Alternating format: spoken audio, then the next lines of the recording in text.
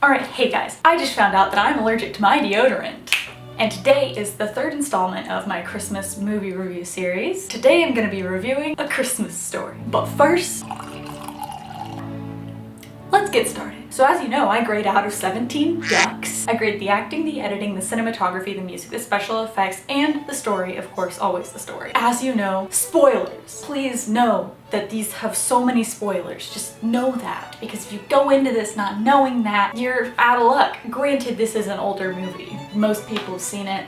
If you haven't seen it, do you live under a rock? Let's just get started. So the opening sequence is just a bunch of Christmassy kind of shots happening. You look over and there's this band playing over one of those like homeless people fires in a barrel. Just trying to keep warm, but I'd have to say, like, if they're playing over that for long enough, their instruments are gonna get hot because the metal will be heated by the fire, and then they're just like holding molten lava. So we go on downtown and we see the iconic Hickabee window. It's just like over Christmas-fied inside. Who decorates those windows? How did they get to the point where that is their job, and how can I get that job? I would like to know. And everyone's looking in the window to see the Christmas design, and it's all cool and everything. Freaking kids have their noses on the window. I have OCD, so like just even thinking about kids putting their nose on a window really irks me. I just want to step them back, clean the window. My OCD makes me drink. Just get your noses off the window, kids. So Ralphie starts daydreaming about the BB gun, and it flashes to his daydream. Oh my goodness gracious. That cowboy outfit that he's wearing would do Michael Jackson justice. If Michael Jackson were alive today, he would wear that exact cowboy outfit. So they finally get to school, and all the kids are gonna play a prank with the teeth on their teacher. The teacher looks at all of them with all their teeth. She straight up just takes all of these kids' teeth that they had in their mouths into her hand. All of those kids' saliva all over her hand. She didn't wash her hand either. That's just disgusting. This is why I can't deal with children. Also, that drawer is so full. How many pranks have these kids played on this teacher? Girl, you need to get your kids in line. So they triple dog dare Flick to stick his tongue to the pole. And of course, you know, it sticks immediately. And he's like screaming and crying. He doesn't know what to do. He's just stuck to the freaking pole. And the bell rings for the kids to go in from recess, and all of them are like,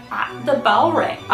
We're sorry. You kids are sheeple. You've been trained. The Pavlovian effect. It works on humans too. Science. So all of them go back inside, and the fire department has to come to get him off the pole.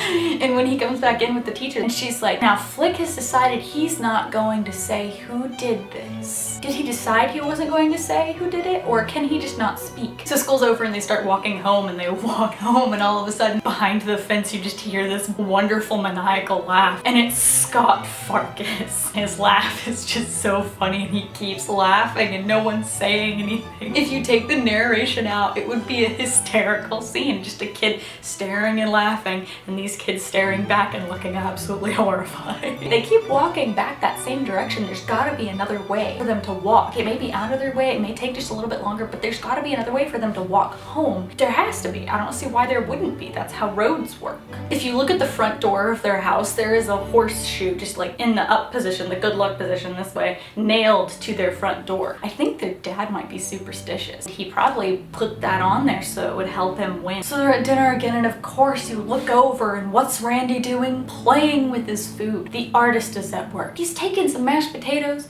and put it on top of his fork, and he's stuck his fork in the other part of the mashed potatoes. He's sculpting. He's got some sort of artistic profession ahead of him if he keeps doing this. And of course, Mom hasn't even had one bite of food. She literally makes her plate, goes to sit down, gets a forkful going to her mouth, and then Dad's like, oh, hey sweetie, can you give me some more cabbage? Goes to get more cabbage for him, comes back, about to get another bite to her mouth, and Ralphie's like, oh, hey Mom, can I have some more? No one cares about what mothers do. Mothers are so friggin' important, and they're taken for granted. And then Ralphie's adult narrator voice says, my mom hasn't had a hot meal to herself in 15 years. Why 15 years? You're not 15, so it's not since you were born. So what was the dad doing? And on top of that, they probably haven't been married many more years than their children are old. So let's just say they were married 2 years before they had a child. That's 10 years. So that's 5 years before she was even married that she hasn't had a hot meal. What was she doing? What's wrong with this woman? So Mom tries to get Randy to eat food again, and she's like, show mommy how the piggies eat, and he's like, I can't take that scene. I want to fast forward through it and never watch it again. And the dad's just sitting over there, and he's disgusted like I am. Oh, okay, what's wrong with my family? So dad wins his like competition or whatever it was. Box comes into the house and he says, ah, fragile, it must be Italian. I had forgotten that's where that came from. My dad says that all the time. I say it all the time. And he starts opening the package and he's throwing all of the like packing straw everywhere. That also triggers my OCD. Like it's just everywhere and I want to no, I want to pick it up and I just want to clean it. I just want to clean it all. The dad's reaction to the leg lamp is just perfect because he's acting like he likes it a lot, but I'm sure deep down he hates it. It's because he is proud of it. And I would be too. I'd probably put it in the window, mostly because I think it's fun. And he goes to plug it into the wall. What is it with Christmas movies and always having too many plugs in the wall? Fire hazards everywhere. And Ralphie keeps caressing the leg. He's like, oh, but the leg, no, Ralphie, but no. So Ralphie said the F word and his mom's like, I'm gonna put soap in your mouth. I did that often as a child, not because I cursed, but because I was really sassy. So Ralphie's laying in bed now and he's daydreaming about the fact that he got blinded by soap. I was poisoned by soap. Back in the 40s, I think they were still using lye soap, and lye is a poison, so technically soap poisoning is a thing. But with lye soap, you can't really do it these days. I mean, you might be able to. I mean, if you eat a lot of soap, it's probably not good for you, but still, I mean, just don't eat soap. Just don't. And this kid has dedication. Not only is he willing to go buy a huge fruit basket to like suck up to his teacher to get an A, but he also sent in so many coupons just to get this like Little Orphan Annie decoder pen. So he goes into the bathroom because it says, okay, you need to decode this, but you can't have anyone else around. You can't tell anyone what it is. The stupid code. Be sure to drink your Ovaltine. So much work and so much effort for literally no payoff. But then the little boy comes in there and he uses the restroom without even closing the door. And mom's watering everything and she accidentally breaks the leg lamp. Girl, you did not accidentally break that. You hate that thing. You hate it so much. And then he's like desperately trying to mend it and he can't fix it. It just falls apart again. And mom's just like in the background snickering silently. And then he buried it in the backyard next to the garage. Why would you bury the lamp? Is there a headstone that says here lies the award leg lamp? May it forever rest in peace. So Ralphie's walking from school. Who does he run into? Scott. Again. And he gets hit in the face by a snowball. Scott, you should know, never hit a kid with glasses because that kid will attack you like a Wolverine. So his mom shows up and she takes him home. She's like, Ralphie, you shouldn't have been hitting him. His little brother Randy is so worried about him that he's hiding in a cupboard under the sink in the kitchen. Mom goes over there, she opens the cupboard. She's like, hi Randy, what's wrong? Dad's gonna kill Ralphie. No, he's not gonna kill Ralphie. Would you like some milk? She gives him a glass of milk and then just closes the cupboard door. Bye-bye. That's just so weird. So they get to the mall and they walk in and there's like the most elaborate Santa's village I've ever seen in my entire life. It's an entire mountain, there's a slide, there's just tiny Christmas trees decorated all over it. So they get to the back of the line and this kid is dressed in like World War II pilot outfit. He sees Ralphie and he turns to Ralphie. I like Santa. Yeah, Santa's cool. I like the Wizard of Oz. Yeah, that's cool, dude. I think we found young Brick from Anchorman. I love Lamp. I love Lamp. I like Santa. I like the Wizard of Oz. This is young Brick. We found him as a small child. Honestly, that could have been him. Born in the 40s, 30 by the 70s, been an Anchorman. We found him. We found young Brick. And then young Brick gets up to Santa and he just proceeds to screech like an otherworldly creature. Okay, this get away from me, and they just push him down the slide. You know, it'd be really nice to have a slide next to you at all times so you could just be like, I don't like this child, and goodbye. So it's Ralphie's turn to go up. And the way that they shot this, they had like a super wide, like fisheye lens. They had first person camera view, so everything was disorienting. I don't like this. The Santa's looking right at me. What do you want for Christmas? And it really added to that moment. And Santa's like, do you want a football? And Ralphie's like, my mind went blank. Sure. Okay, football. Starts to set him down the slide. And Ralphie's like, no!